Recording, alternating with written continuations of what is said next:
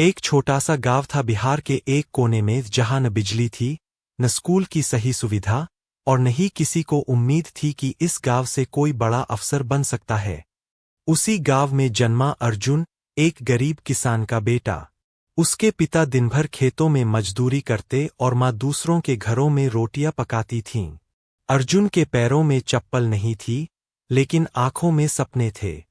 School से लौटने के बाद वो पिता के साथ खेत में काम करता, फिर रात को लालटेन की रोशनी में पढ़ाई करता।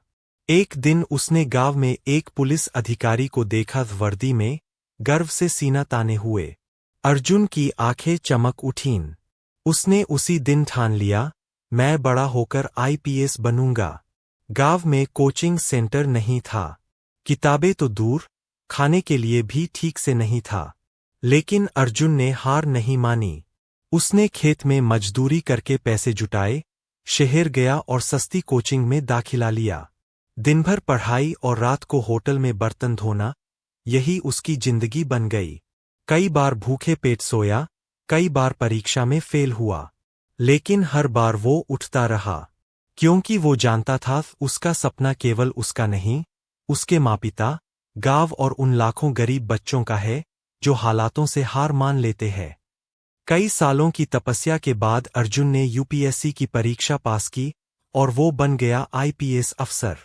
जब ट्रेनिंग के लिए मसूरी गया, तो माँ ने गांव की मिट्टी एक डिब्बे में भेजी, ताकि अर्जुन कभी यह न भूले कि वो कहाँ से आया है। ट्रेनिंग पूरी होने के बाद उसकी पहली पोस्टिंग उसी जिले में हुई, जहां एक समय वो खेतों में मजदूरी करता था।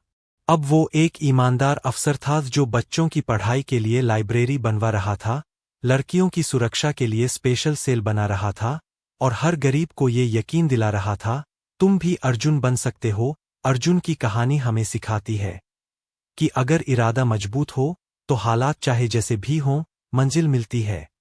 गरीबी, अभाव और कठिनाइयां बस परीक्षा की घड़ी होती है। जीत उसी की होती है जो हार नहीं मानता।